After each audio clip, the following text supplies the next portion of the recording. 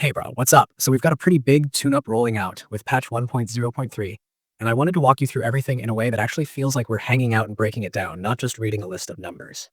The first thing you're going to notice the moment you boot the game is the new Learning Hub. Instead of bouncing across menus for tutorial, combo trials, advanced lessons, or training, everything finally lives in one place. And right in the middle of it is Bot Beatdown, this new set of 4 bot matches that ramp up difficulty and hand out chroma rewards when you clear them the first time.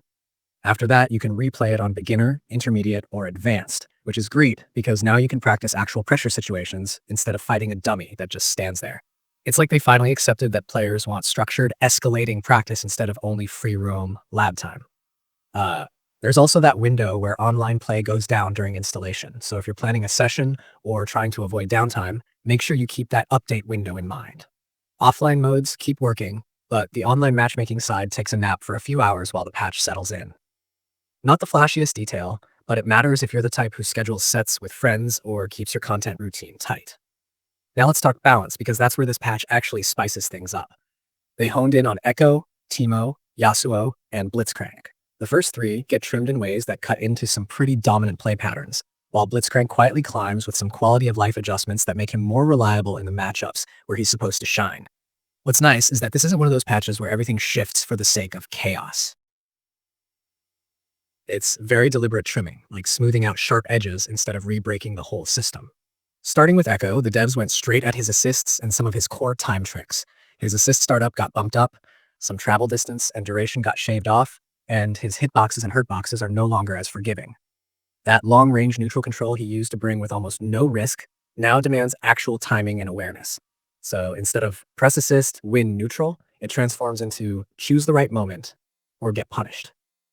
Ekko players who use him purely as a space-locking tool are going to feel this one immediately, and honestly, it opens up the field for more creative assist-based game plans.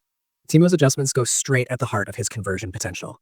His super now burns more of your scaling early, and some of his air interactions don't let him string together the same oppressive sequences he could before. His once safe, tricky pressure becomes more honest because opponents actually get a window to challenge or break out. You can still play that hyper-annoying, evasive Teemo style, but those conversions where a single dart turns into a full corner carry aren't nearly as brainless now. That means Teemo mains have to earn their pressure instead of letting the kit autopilot it. Yasuo also gets toned down, and this one's all about controlling his pressure rhythm.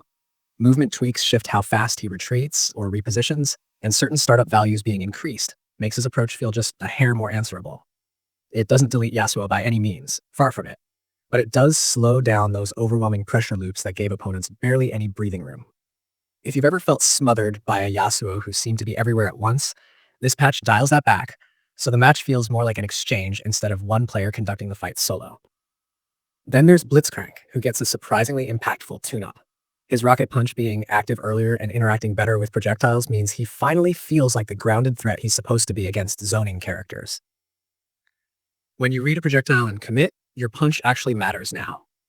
Those tweaks might look small on paper, but anyone who plays Blitz knows how differently the neutral opens up when your key tool becomes trustworthy instead of inconsistent. Alongside the champ tuning, a bunch of system fixes smooth out some weird interactions. Parries are more consistently rewarding, assist collision behaves more predictably, and a whole list of visual, UI, and crash issues got wiped out. These changes aren't glamorous, but they make the game feel tighter, cleaner, and less random in high-stress moments. Anyone who plays ranked or competitive sets knows how important that is. So the overall vibe of patch 1.3 is this. The meta takes a measured step toward more honest neutral and more earned advantage. Long-range assists and ambiguous pressure don't dominate quite as easily. Projectile checking characters get better tools, and the game asks players to think just a bit more about timing, spacing, and reaction windows. You're still going to see the same champions on the ladder, but the way they approach matchups is going to shift, and the first week or two after this update is going to be a really fun period of rediscovering what's actually optimal now.